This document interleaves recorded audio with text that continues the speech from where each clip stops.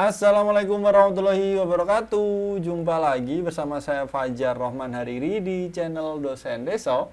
Dan pada video kali ini ya kita akan ngebahas mengenai soal-soal TKP nih ya.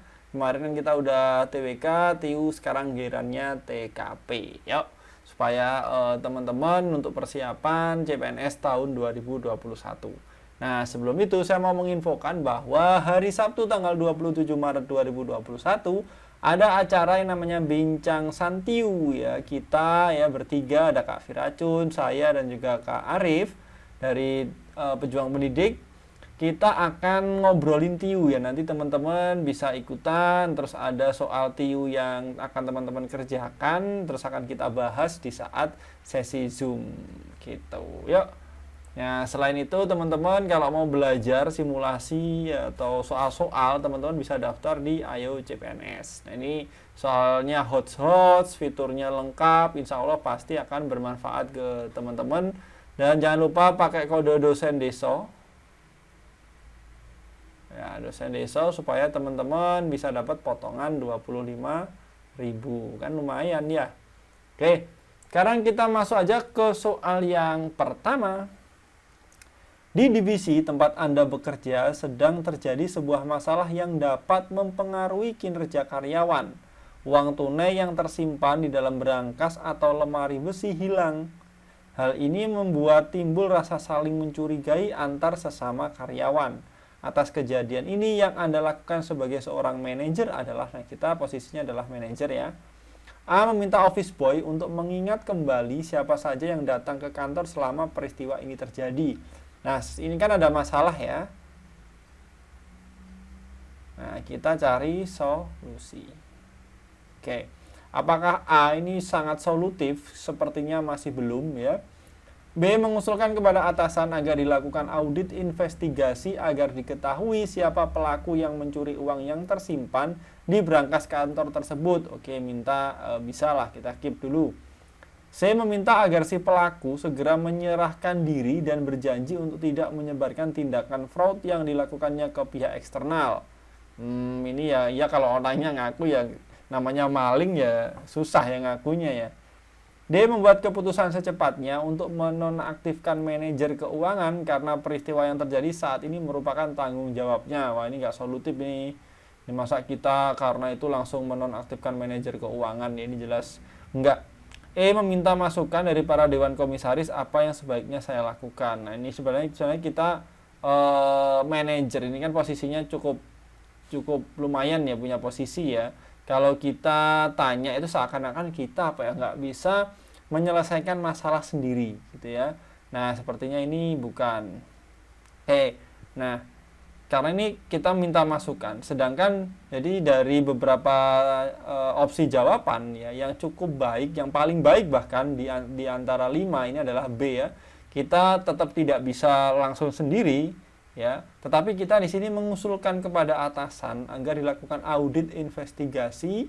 Nah, ini solusi. Supaya apa ya? Supaya ini ketahuan, ini paling solutif dibanding yang lain ya.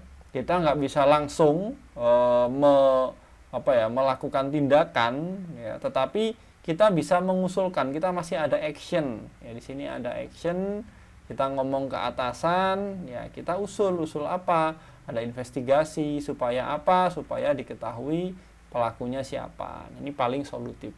Kalau ini minta masukan dewan komisaris siapa yang sebaiknya dilakukan ya, ini kayak kita nggak bisa nggak punya solusi ya, seakan-akan kita belum punya solusi gitu. Kalau ini kan kita mengusulkan, jadi lebih solutif, tujuannya juga tersampaikan di jawaban yang B. Oke, lanjut. Nah, ini ya, jadi poin 5-nya ada di B, teman-teman. Lanjut. Pada era pandemi COVID-19, banyak berita hoax atau berita yang berlebihan yang dapat menyebabkan masyarakat menjadi lebih khawatir dan bisa berakibat buruk terhadap kesehatan fisik dan psikis. Ketika Anda menerima broadcast WhatsApp dari grup, bagaimana Anda menyikapinya? Wah, ini apalagi kalau grupnya grup keluarga ya. Wah, ini cuma nggak disebutkan ya, cuman grup keluarga ini kadang-kadang beritanya hoax, nggak hoax sih ya, clickbait atau mungkin ya banyak ya yang gimana lah gitulah ya. Nggak usah panjang-panjang bahas grup WA keluarga. A. Memastikan kebenaran berita dengan bertanya kepada orang di sekitar, membaca koran dan berita di televisi untuk tidak menyebarkan jika berita itu salah. Kita memastikan kebenaran, bertanya ke orang yang sekitar, membaca koran, tidak menyebarkan jika berita salah. Oke lah, masih bisa kita keep dulu. B. Menimbang nilai manfaat berita tersebut dan jika tidak bermanfaat, hentikan berita dan tidak perlu disebarkan. Ini juga cukup baik. Sebentar, kita fokus ke sini ya. Ini berita hoax atau berita yang berlebihan. Oke. Bla bla bla, berakibat buruk. Nah, kita harus fokus pada masalah yang ada kan. Saya menyebarkan informasi yang saya terima, yang saya rasa beritanya benar. Ini kurang nih kali ini. Menyebarkan informasi yang saya terima, yang saya rasa beritanya benar dan menghentikan menyebarkan jika ternyata salah. Ini dia langsung menyebarkan ya, ini langsung menyebarkan. Ini jelas CDE, ini jelas bukan teman-teman. Ya, kita memastikan kebenaran atau menimbang nilai manfaat. Nah, karena yang ditekankan di sini adalah berita hoax, maka ya poin yang tertinggi adalah A, teman-teman. Nah, kenapa? Ya ini sesuai dengan masalahnya karena yang dibahas adalah berita hoax. Maka solusinya adalah kita memastikan kebenaran. Gitu ya teman-teman.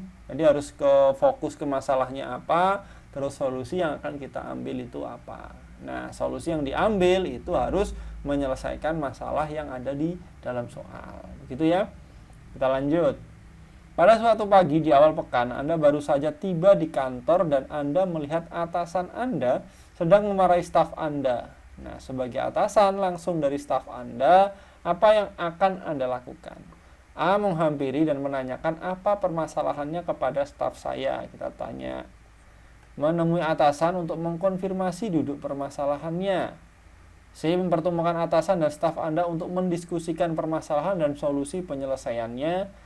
D. Mencari tahu permasalahan dan menentukan siapa yang salah dan benar di antara kedua belah pihak, namun tetap dengan sikap netral. E. Tidak ikut memperkeruh suasana karena atasan Anda pasti mempunyai alasan sampai memarahi staf Anda. Jelas bukan. Ini kita hanya menanyakan, kita hanya mengkonfirmasi.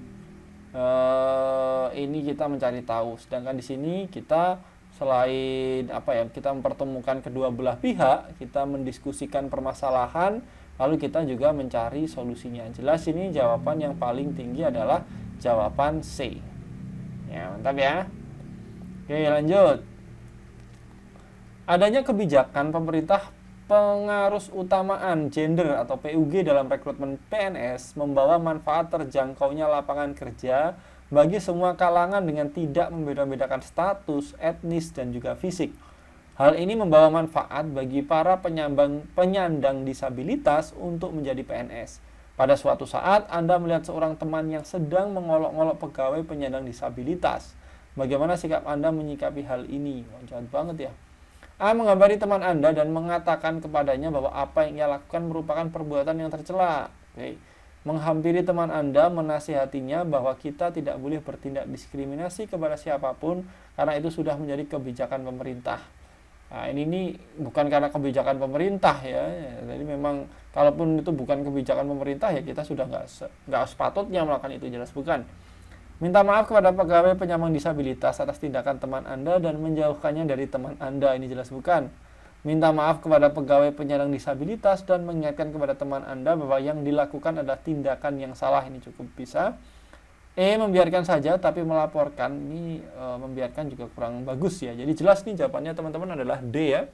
Nah, ini kita minta maaf ke yang penyandang disabilitas. Kemudian di mana kursor saya nih?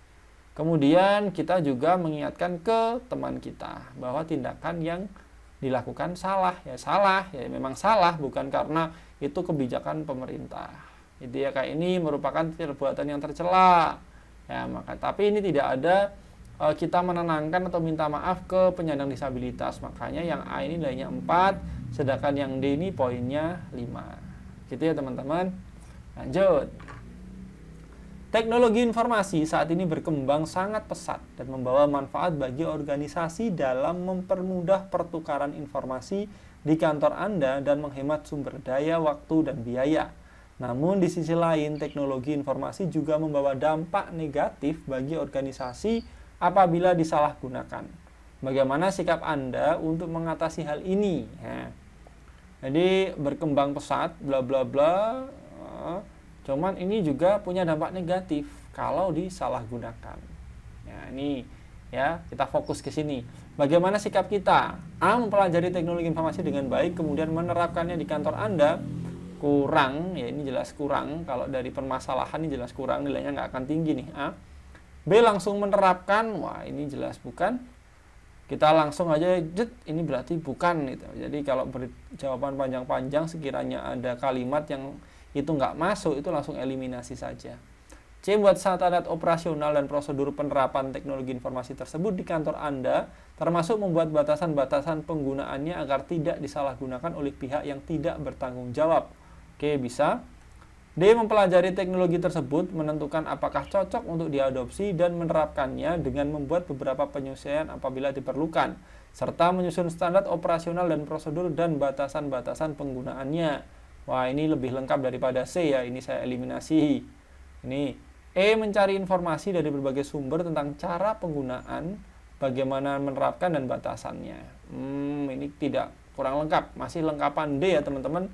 Jadi poin yang paling maksimal adalah di D, ini 5 dan C ini poinnya 4. Oke. Nah, itu ya, nggak usah banyak-banyak, yang penting istiqomah. Ya, kita nggak perlu menjadi luar biasa untuk memulai, tapi ya kita harus memulai untuk menjadi luar biasa. Ini yang dikatakan oleh Zig Ziglar. Jadi jangan menunggu jadi pintar untuk belajar, ya teman-teman harus belajar supaya pintar.